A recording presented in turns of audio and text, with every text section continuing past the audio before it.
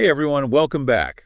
We're doing something a little different this time around. We're going to Yeah. deep dive into a single speech. Yeah, just one speech. But It's a powerful one.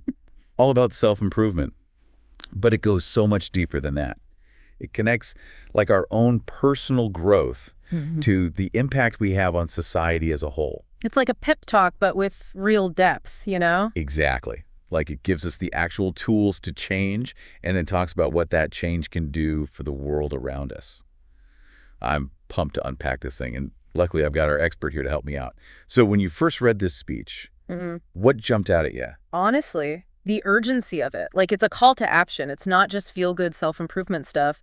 It's about actively shaping a better future for ourselves and the world. Yeah, I totally felt that too. And the speaker doesn't mess around. They jump right into those inner demons we all struggle with, like self-doubt, procrastination, negativity. It's like step one is conquering those battles before we can even think about change in the world. Right. It's like you got to clear your own headspace before you can really focus on anything bigger. Exactly. And it's fascinating how the speaker uses these vivid metaphors to describe these challenges.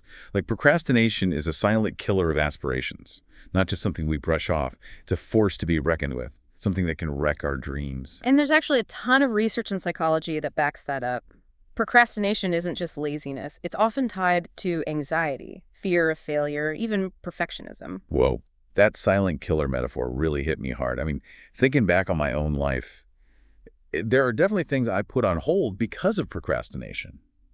It makes you wonder what could have been if we hadn't let those anxieties take over. What about you? Any silent killers lurking in your past? Oh, I think we all have some of those.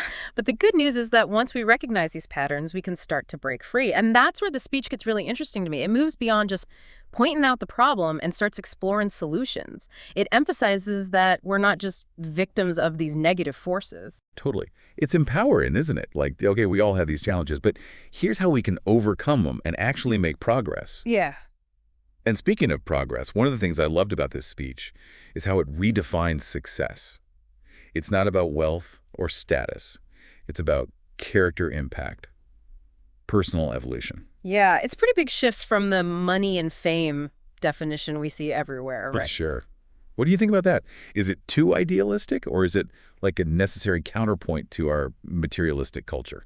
Well, there's a long history of philosophical thought about success and meaning, going all the way back to the ancient Greeks who emphasized virtue and purpose. Oh, yeah. And even modern psychology is finding that real happiness and fulfillment are tied to things like meaningful relationships, personal growth, and contributing to something bigger than ourselves. So it's not just some fluffy feel-good idea. There's actual research to back it up. That's really encouraging, especially for anyone who feels that pressure to keep up with the Joneses. I mean, who hasn't felt that at some point? Totally. We all grapple with it to some extent, I think. But this speech reminds us that we have the power to choose a different path to define success on our own WN terms. And it's not just about feeling good either. It's about doing good, aligning our actions with our values, and making a positive impact. Okay, so we've talked about conquering those inner demons and redefine success, but how do we actually put these ideas into practice? The speaker uses this really powerful metaphor, the mountain. What do you make of that? It's such a classic image, right? Overcoming challenges. We all have mountains to climb in life. But the speaker goes further. They suggest that the act of climbing, the struggle, the striving, transforms us. So it's not just about reaching the summit, it's about the journey and how it shapes us. Exactly. It's about resilience, about developing the grit and determination to keep pushing forward, even when things get tough. The challenges aren't there to stop us. They're there to make us stronger. And there's research to back that up too, right? Like studies showing that overcoming adversity can actually increase our resilience, boost our confidence, lead to personal growth. It's called post-traumatic growth. The idea that we can come out of difficult experiences stronger than before. That's incredible. But it's important to acknowledge that not all struggles are the same, right? Some mountains are higher than others, and some people face way more obstacles. How do we navigate that complexity? That's such a good point, and it's where the idea of intersectionality comes in. We need to recognize that everyone's journey is unique.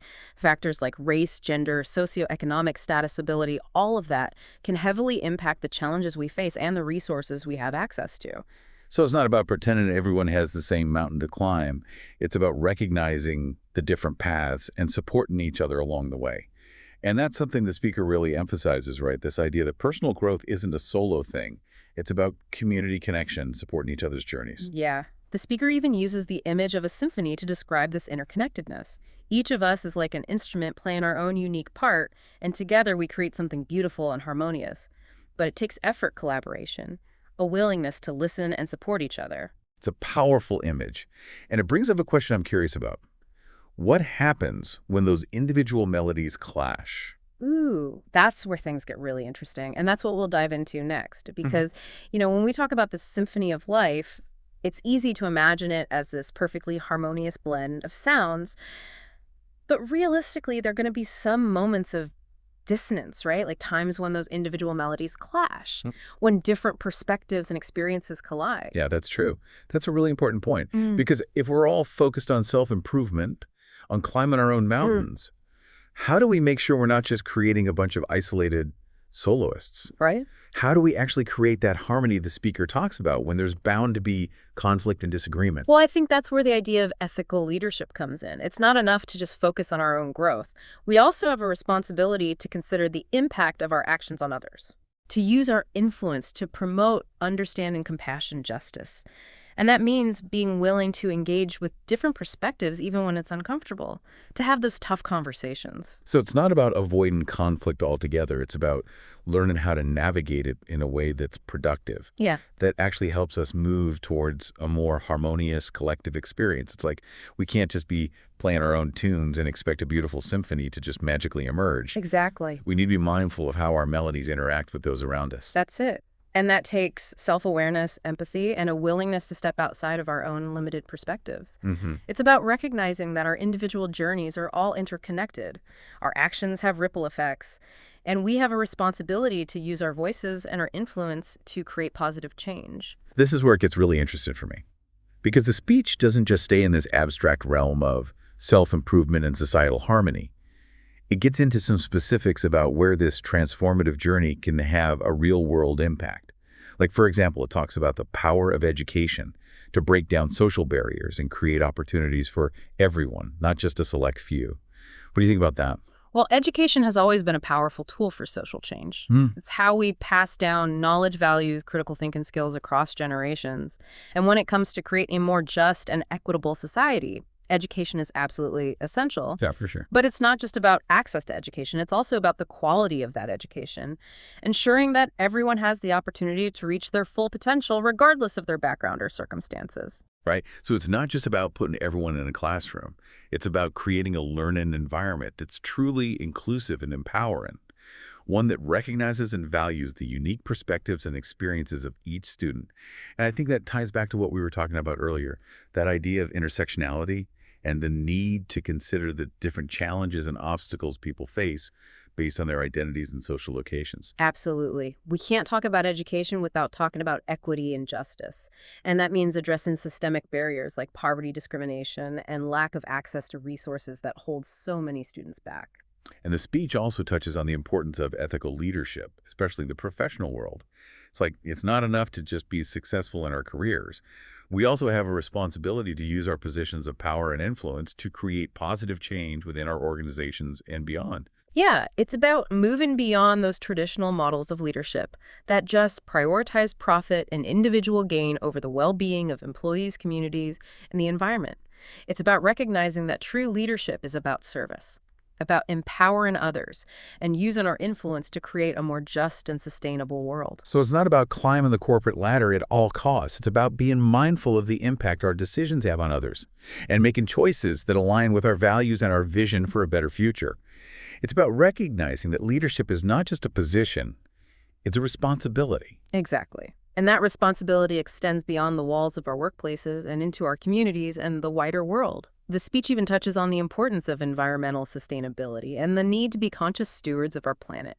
We can't talk about self-improvement and societal change without acknowledging the interconnectedness of all living things and the impact our actions have on the natural world. Right, so it's not just about our own personal growth. It's about recognizing that we're part of a larger ecosystem and making choices that promote the well-being of all, not just ourselves. It's about understanding that our actions have consequences and that we have a responsibility to use our power and influence to protect the planet for future generations. It's a call to action, really, to step into our full potential, not just for our own benefit, but for the benefit of everyone around us and for the planet as a whole. That's a pretty inspiring message, wouldn't you say? Absolutely. And that's what makes this speech so powerful. It's not just a bunch of abstract ideas about self-improvement. It's a blueprint for creating a better world, one that's built on individual growth, social responsibility, and interconnectedness. And it leaves us with this really thought-provoked question.